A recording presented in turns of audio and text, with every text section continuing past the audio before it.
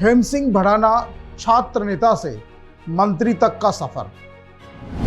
थानागाजी से रहे 2 बार विधायक, एक बार रहे वसुंधरा सरकार में कैबिनेट मंत्री। किशनगढ़ बास में गुर्जर परिवार में जन्मे अलवर सरकारी कॉलेज के छात्र संघ अध्यक्ष से राजनीति का सफर तय किया। किशनगढ़ बास पंचायत समिति के प्रधान रहे। गुर्जर आरक्षण आंदोलन के दौरान जेल भी गए।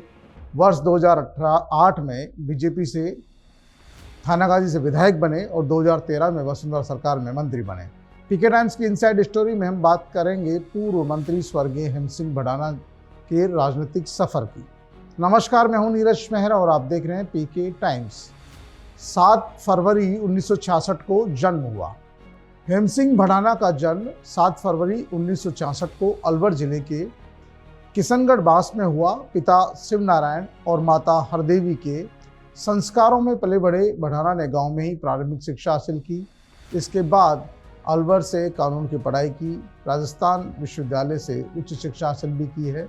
छात्र जीवन से ही उनमें नेतृत्व की झलक दिखाई देने लगी थी। अलवर के शोभाराम राजकीय महाविद्यालय में उन्होंने छात्र संघ अध्यक्ष पद बनने के बाद उनकी पहचान एक निडर, संघर्षशील और दबंग छात्र नेता की बनी, क्योंकि उस दौरान कॉलेज प्रशासन में एक बेहद प्रभावशाली महिला प्रिंसिपल हुआ करती थी, जो तत्कालीन राष्ट्रपति की साली कहलाती। इसने उन्हें सुरक्षा भी विशेष मिली हुई थी। लेकिन बताया जाता है कि हेम सिंह भड़ाना जब कॉलेज के अध्यक्ष बने तो वे बगैर किसी रोक टोक के सीधे प्रिंसिपल के कक्ष में जाते थे और टेबल ठोककर छात्रों की समस्याओं पर खुलकर बातचीत करते थे।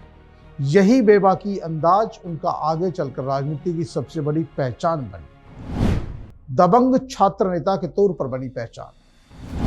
किशनगढ़ बास के बने प्रधान, गुर्जर आंदोलन में गए जेल। हेम सिंह भड़ाना ने वर्ष 2005 में किशनगढ़ बास पंचायत समिति के प्रधान का चुनाव जीता। बताया जाता है कि इससे पहले वो 2 चुनाव हार चुके थे, लेकिन फिर जीत गए। 2006 के गुर्जर आरक्षण आंदोलन के दौरान वे प्रधान रहते हुए ही जेल गए और गुर्जर आंदोलन में उन्होंने पूरा समाज का साथ दिया। समाज के मुद्दों पर उनकी सक्रियता ने उन्हें पूरे क्षेत्र में लोकप्रिय बना दिया। जब वर्ष 2008 आया तो भारतीय जनता पार्टी का दामन थाम लिया उन्होंने। पार्टी ने उन्हें थानागाजी से चुनाव मैदान में उतारा और वे चुनाव जीते भी। उन्होंने कांतिलाल मीणा को उस समय चुनाव हराया। पार्टी ने 2013 में फिर से टिकट दिया और वे दूसरी बार थानागाजी से विधायक चुने गए।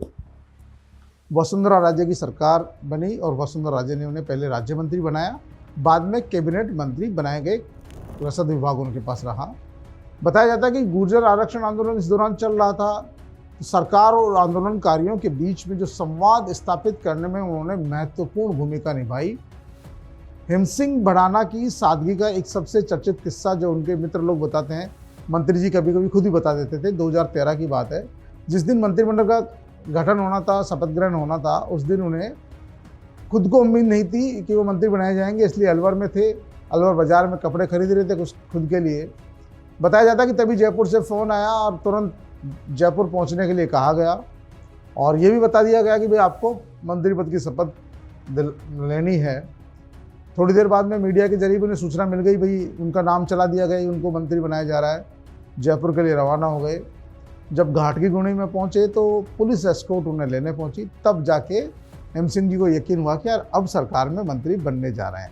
तो ये इतने थे कि उन्हें पता नहीं था कि मंत्री बनाया जाएगा, लेकिन ये उन्हें अचानक सूचना मिली और वो इस तरह जब उनको पुलिस सुरक्षा मिली तब जाके उनको लगा कि हाँ अब मंत्री बनने जा रहा हूँ मैं। जनता की हक की लड़ाई में आगे रहे।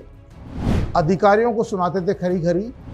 टिकट नहीं मिलने पर पार्टी से भी कर दी बगावत। सिर्फ राजनीति नहीं, जनता के अधिकारों की लड़ाई में भी वे हमेशा आगे रहे। वर्ष 2019 में जब सरिस्का क्षेत्र के गांवों को विस्थापित करने की प्रक्रिया चल रही थी, तब उन्होंने अधिकारियों से 2 टूक कहा कि पहले आप बताइए जंगल पहले बसे थे या गांव? तो जंगल के साथ साथ ही गांव भी बसे थे, क्योंकि यहाँ पर कई पीढ़ियों से लोग रह रहे हैं और जंगल के साथ ही उनका जुड़ाव भी है। तो जंगल से उनको हटाया जाए तो पहले पूरी तरह उनको कहीं बसाया जाए, तभी उन्हें हटाया जाए। जाहिर सी बात है कि वो अधिकारियों को प्रैक्टिकल बात समझाते थे कि जो वाक्य में व्यवहारिक रूप में होना चाहिए, उस पर ही काम करना चाहिए। हेम सिंह भडाना की निजी ज़िंदगी भी काफ़ी अच्छी रही और उनकी जो पत्नी है कृष्णा देवी है, परिवार में 2 बेटे हैं, 2 बेटियां हैं।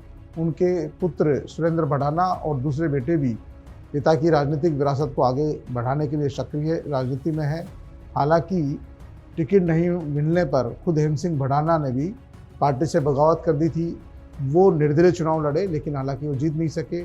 फिर लोकसभा चुनाव में वसुंधरा राजे के कहने पर पार्टी में शामिल हो गए। 2 फरवरी 2026 को उनका निधन हुआ। 2 फरवरी 2026 को कैंसर से जूझ रहे हेम सिंह भडाना की तबीयत अचानक बिगड़ गई। सुबह उन्हें हरीश अस्पताल में ले जाया गया, जहां डॉक्टरों ने उन्हें जांच के बाद मृत घोषित कर दिया। उनके निधन की खबर फैलते ही अलवर सहित पूरे राजस्थान में शोक की लहर छा गई। भाजपा नेताओं में वसुंधरा राजे समेत तमाम नेताओं, सामाजिक संगठनों और उनके हजारों समर्थकों ने उन्हें श्रद्धांजलि दी।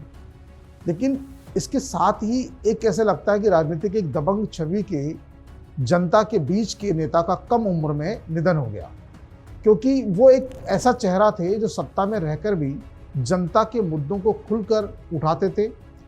छात्र संघ अध्यक्ष का पद रहा हो चाहे कैबिनेट मंत्री का पद रहा, उनका सफर संघर्ष और साहस और जन सेवा की मिसाल बन गया। उनकी राजनीतिक विरासत आने वाले वर्षों तक राजस्थान की राजनीति में याद की जाती रहेगी।